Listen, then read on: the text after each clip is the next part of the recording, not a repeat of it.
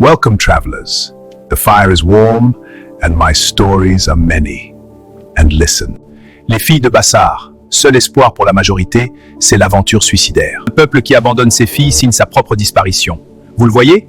Ou vous préférez détourner le regard? À Bassar, il n'y a plus d'avenir. Alors nos filles s'en vont. Elles fuient non pas vers des écoles, non pas vers des carrières, mais vers les maquis du Burkina, les bars du Niger, les rues sombres du Mali. Elles deviennent serveuses de nuit, filles de compagnie, proies faciles dans des zones d'ombre. Des gamines de 16 ans vendent leur corps, leur âme, leur dignité pour quelques pièces pour subvenir aux besoins de leurs parents. Et pendant ce temps à Bassar, nos cadres sont en connivence avec le système de colonialisme qui détruit notre héritage ancestral. Vous savez ce qu'elles subissent là-bas? Ce ne sont pas juste des emplois précaires. Ce sont des pièges, des réseaux, des prédateurs, des sacrifices humains, des pratiques occultes. Elles sont utilisées, abusées, puis jetées. Certaines reviennent avec des maladies incurables. D'autres ne reviennent jamais. Elles meurent loin de leurs parents, dans l'oubli, dans l'indifférence. Et tout cela parce que vous, les cadres, les notables, avez vendu Bassar pour une chaise à l'Assemblée, un garde-corps, un cat, une enveloppe. Vous faites croire à votre peuple du parti unique et du développement, mais où sont vos propres filles? Les vôtres, vous les envoyez étudier en France ou à l'Homo-Occident. Mais les filles du peuple des paysans, elles, doivent aller se débrouiller dans les bars des zones rouges du Sahel? C'est ça le prix de vos nominations?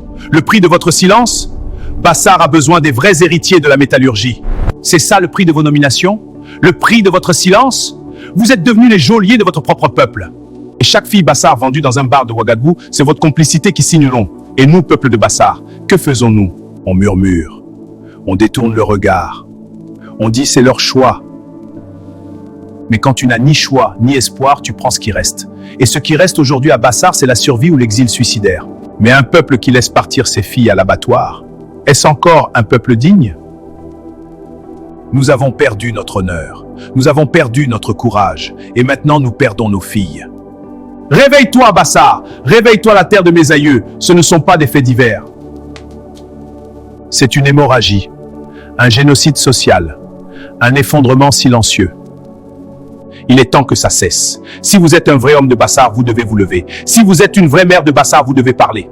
Il est temps que ça cesse. Si vous êtes un vrai homme de Bassar, vous devez vous lever. Si vous êtes une vraie mère de Bassar, vous devez parler. Si vous êtes un cadre, un chef, un enseignant, un pasteur ou un imam et que vous vous taisez, alors vous êtes complice.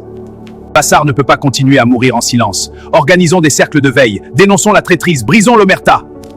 Demandons des comptes aux grands frères devenus les esclaves d'un système qui vole l'espoir du peuple. Et surtout, protégeons nos filles comme on protégerait un peuple en guerre. Parce que oui, c'est une guerre contre l'oubli, une guerre contre la résignation et qui trahissent leur peuple pour une enveloppe pleine de sang. Bassar, ton avenir s'enfuit en taxi-moto chaque jour. Ta fille est partie, elle reviendra peut-être dans un cercueil. Tu attendras encore longtemps avant de te lever? Ou tu vas enfin dire « Assez !» Bassar Kakpi, mon souhait c'est de voir les fils et filles de Bassar ensemble dans une tenue qui parle d'eux.